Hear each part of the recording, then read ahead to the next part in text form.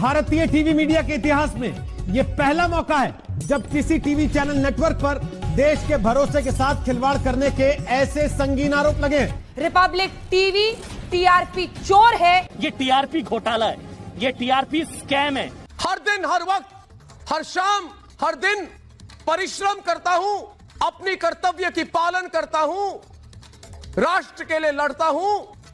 सरफरोशी की तमन्ना अब हमारे दिल में है, देखना है जोर कितना कातिल बाजुए दिल में है। मतलब जब खुद पर आई तो धमकी याद आई, सच नहीं छिपाना तो कवरेज से क्यों घबराना।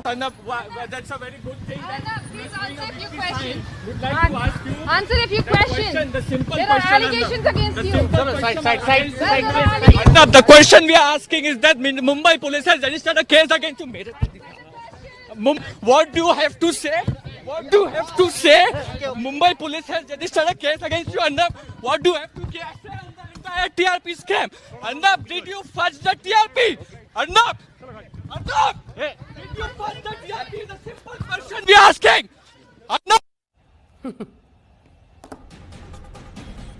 जवाब नहीं है सवाल का। मदारी के खेल में एक अंतर होता है। आपको पता होता है कि मदारी खेल ही दिखाएगा, लेकिन न्यूज चैनल वाले खेल करेंगे ये पता नहीं होता। आपको लगता है कि आपको खबर दिखाई जा रही है। मुंबई पुलिस ने आज टेलीविजन रेटिंग पॉइंट टीआरपी के एक ऐसे खेल को उजागर करने का दावा किया है कि जिन घरों में टीआरपी मीटर लगी होती है उन घरों में पैसे दिए जाते थे ताकि वे खास चैनल ही देखें और वो नंबर 1 हो जाए। जिन चैनलों पर ऐसा करने के आरोप लगे हैं उन्होंने इसका खंडन किया है। टीआरपी को लेकर पहले भी सवाल उठते रहे और आज भी उठते हैं। एक दिन पहले केंद्रीय सूचना प्रसारण मंत्री प्रकाश जावड़ेकर ने टीआरपी की बात की थी और हमारा फोकस इसी पर है। सरकार पर सवाल उठने लगे तो मंत्री जी ने टीआरपी पर दोष डाल दिया कि पिछले 2 सप्ताह का या 2 महीने का भी आप जरा याद करो कैसे रिपोर्टिंग आया है, तो भी हमें समझेगा कि कहां तक पहुंच गई है ये टीआरपी का अनावश्यक बोझ।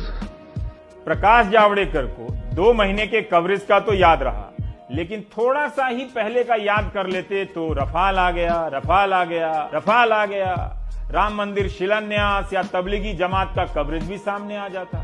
प्रकाश जावड़ेकर तबलीगी जमात के कवरेज का उदाहरण ला सकते थे, जिसके बारे में कई हाईकोर्ट के फैसले में जो टिप्पणियां की गई हैं वही बता देते। 21 अगस्त 2020 को जस्टिस टीवी नलवाड़े और जस्टिस एमजी सेविलकर की बेंच ने बॉम्बे हाई कोर्ट में तबलीग के मामले में सुनवाई करते हुए कहा था कि दिल्ली में मरकज के कार्यक्रम में जो विदेशी नागरिक आए थे उनके खिलाफ प्रिंट और इलेक्ट्रॉनिक मीडिया में बड़ा प्रोपेगेंडा चला और यह छवि बनाने का प्रयास किया गया कि ये विदेशी भारत में कोविड-19 के प्रसार के लिए जिम्मेदार है। जहां कहीं भी महामारी या आपदा आती है, राजनीतिक सरकार बलि का बकरा ढूंढती है।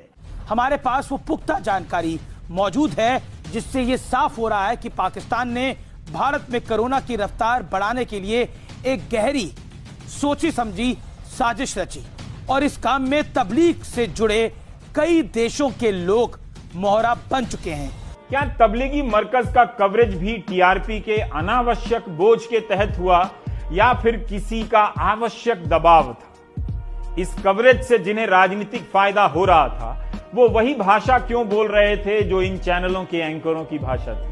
ये पूरी की पूरी जो जमात है वो न केवल षड्यंत्रकारी है अपितु निकम्मी भी है। एक तरह से कोरोना वायरस को खाद डाल के पूरे हिंदुस्तान में संक्रमण को बढ़ाने का काम किया है। आज ही यानी 8 अक्टूबर को सुप्रीम कोर्ट में तबलीगी मामले को लेकर न्यूज चैनलों के कवरेज के खिलाफ याचिका पर सुनवाई हो रही थी। क्या आप जानते हैं कि जब सुप्रीम कोर्ट ने इस मामले में केंद्र सरकार से हलफनामा दायर करने को कहा तो केंद्र सरकार ने जूनियर अधिकारी से हलफनामा दायर करवा दिया। जूनियर अधिकारी से। इस बात को लेकर चीफ जस्टिस ने केंद्र सरकार को फटकार लगाई और कहा कि आप इस अदालत के साथ उस तरह से व्यवहार नहीं कर सकते जिस तरह से आप कर रहे हैं। चीफ जस्टिस ने कहा कि हलफनामे में कुछ टीवी चैनलों पर याचिकाकर्ताओं द्वारा लगाए गए आरोपों पर कोई प्रतिक्रिया नहीं दी गई है जो नफरत फैला रहे हैं। यह बेहद जरूरी बात है। कोर्ट ने कहा कि हलफनामे में कहा गया है कि याचिकाकर्ता ने खराब रिपोर्टिंग के कोई उदाहरण नहीं दिखाए। आप याचिकाकर्ता से सहमत नहीं हो सकते। लेकिन आप कैसे कह सकते हैं कि खराब रिपोर्टिंग की कोई मिसाल नहीं है? कोरोना वाली फैक्ट्री यानी तबलीगी जमात का आका मौलाना साद किसी शातिर अपराधी की तरह अपने पत्ते बिछा रहा है। तो तबलीगी नहीं, तालिबानी जमात वाले मौलाना साद, तालिबानी सोच रखने वाले मौलाना, तालिबानी सोच रखने वाले जमात के मुखिया मौलाना साद, तबलीगी नहीं तालिबानी जमात। मैं इसलिए कह रहा हूं क्योंकि तालिबानी मानसिकता की सोच रखते हैं पूरे देश में। इन्होंने सुसाइड बमर एक तरह से बनाकर भेज दिए। पिछले दिनों सुदर्शन टीवी एक कार्यक्रम करने वाला था। कार्यक्रम के प्रोमो में बताया गया कि यूपीएससी के नतीजे में कोई जिहाद हो गया है, जामिया के छात्र ज्यादा सफल हो गए हैं। मैं भगवान गणेश जी से प्रार्थना करता हूं, आज मैं हिंदुस्तान का एक ऐतिहासिक कार्यक्रम करने जा रहा हूं जिस पर देश के प्रधानमंत्री, सर्वोच्च न्यायालय और देश के पूरे तंत्र का ध्यान है। सुदर्शन टीवी के मामले में जस्टिस चंद्रचूड़ ने कहा कि एंकर की शिकायत यह है कि एक विशेष समूह सिविल सेवाओं में प्रवेश प्राप्त कर रहा है। यह कितना कपटी है। इस तरह के कपटी आरोप यूपीएससी परीक्षाओं पर प्रश्न चिन्ह लगाते हैं। यूपीएससी पर बिना किसी तथ्यात्मक आधार के ऐसे आरोप लगाए जा रहे हैं। इसकी अनुमति कैसे दी जा सकती है?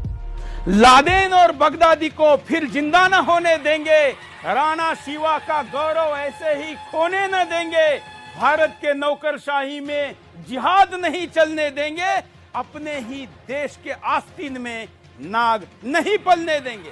आज जस्टिस डीवाई चंद्रचूड़ और जस्टिस केएम जोसेफ ने सुदर्शन टीवी के कार्यक्रम यूपीएससी जिहाद के बाकी एपिसोड पर रोक लगा दी। यूपीएससी जिहाद के नाम से सुदर्शन टीवी ने 9 कार्यक्रम बनाए थे, 4 का प्रसारण हो चुका था और 5 पर रोक लगा दी गई है। मुसलमान को मुसलमान मैं ना कहूं और आप कहें, आप क्या कहते हैं? ये देखिए हैदराबाद का गद्दार ए नमक हराम क्या कहता है। ये आप देखिए कि किस तरह से एक समुदाय विशेष के प्रति आपके दिमाग में जहर भरा जा रहा है और अब आपके सारे फैसले उस जहर के संदर्भ में होने लगे हैं। समाज में जो बच्चे हैं वो सांप्रदायिक होते जा रहे हैं।